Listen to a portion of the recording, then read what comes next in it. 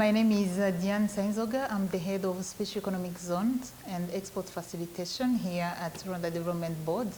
Rwanda Development Board is a government agency in charge of fast-tracking the economic development of the country through the facilitation of the private sector. So our key activities include business registration. Here we are doing business registration. We are registering different businesses, and in only 6 hours, you can get your certificate of registration, then you can start the operations. We are also doing investment promotion as well as facilitation. We are attracting different investors from across the globe. They are coming in Rwanda. We are facilitating them throughout the whole process of setting up until the operationalization of their projects. We are also doing tourism promotion as well as the conservation. Here at RDB, we also have another department in charge of skills development. So briefly, these are the key functions of RDB, and of course, in addition to that, there is the special economic zones and export facilitation.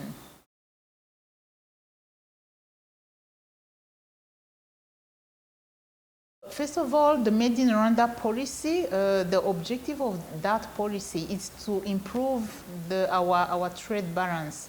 So by promoting our export, increasing the export, increasing goods we are sending abroad, as well as recapturing the domestic market by producing more and satisfying the local demand and avoid going to look for product out of the country.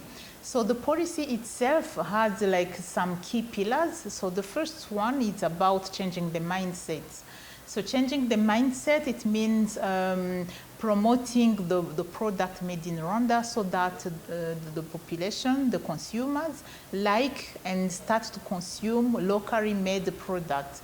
So secondly, there is a part of reducing the cost of production. It's not only increasing the awareness of the product, but also to reduce the cost of production so that the products are not very expensive on the market, so that those made in Rwanda products, they are able to compete with other imported products who are available on the market.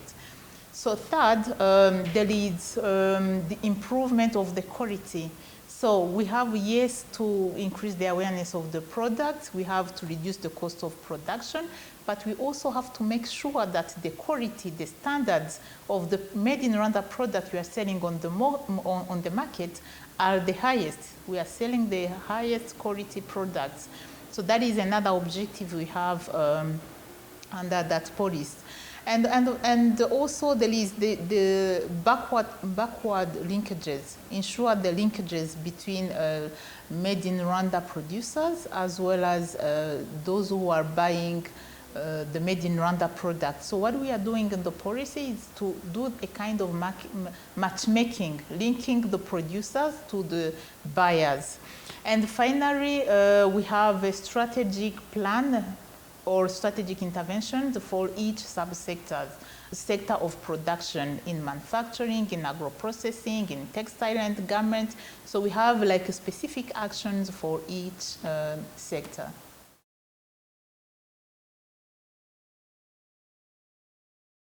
In Kigali Special Economic Zone, we have now about more than 100 companies operating in the zone.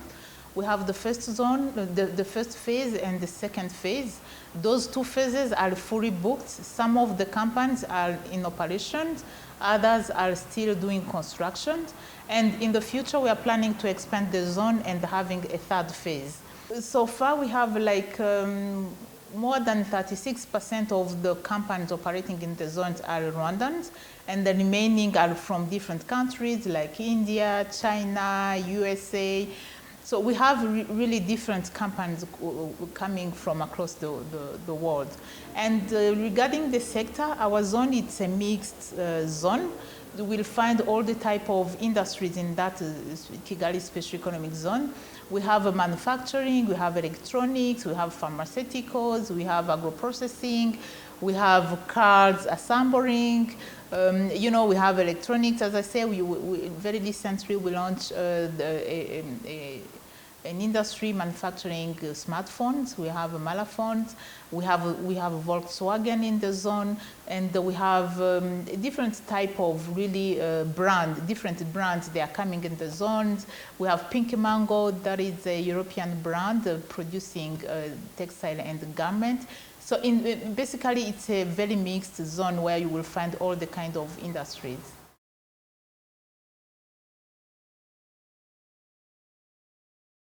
We have a very strong connection with other African countries. We are in the East African community where we are working very closely with our neighboring country in terms of exchanging different products. We are in COMESA, and you know we have the Continental Free Trade area now being, or very soon we will start to get benefit from that agreement. So, and in addition to that, we have other bilateral agreements with different countries in South Africa, Northern Africa, West Africa, and of course in East Africa. So we are really, some of them we are already trading with them. We are importing some goods from those countries and we are exporting as well.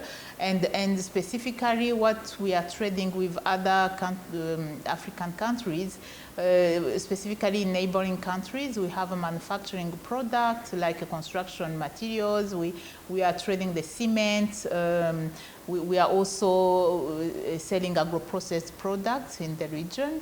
So the trade between other African countries is really increasing, specifically because of those trading blocs we are belonging in, like the East African community as well as the COMESA. And you know we have the common market protocol among East African countries. So all those facilities in place, they really contribute a lot in terms of having a good trading relationship between African countries.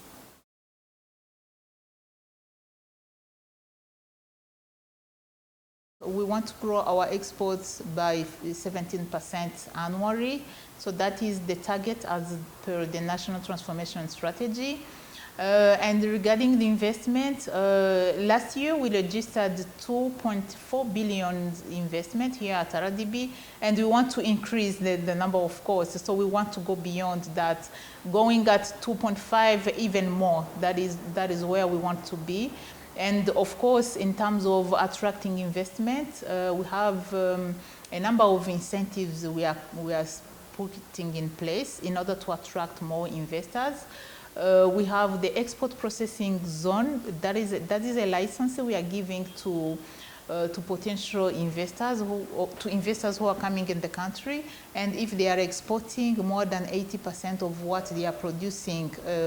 So then all those incentives in place, we hope to reach the target and even go beyond that number of 2.4 billion we realized last year. So talking about the Made in Rwanda as the center of what is happening in the zone, I can say yes, because at the end what we want is to produce more locally and being able to satisfy the local market as well as the international market. So when we are setting up those facilities, those infrastructures in the special economic zones, in some cases we are providing advanced factory units where investors are coming and immediately they are starting operations without going through the process of construction. So all those facilities in place, it's towards producing more locally. So I can say yes, the special economic zone is there to facilitate Made in Rwanda production.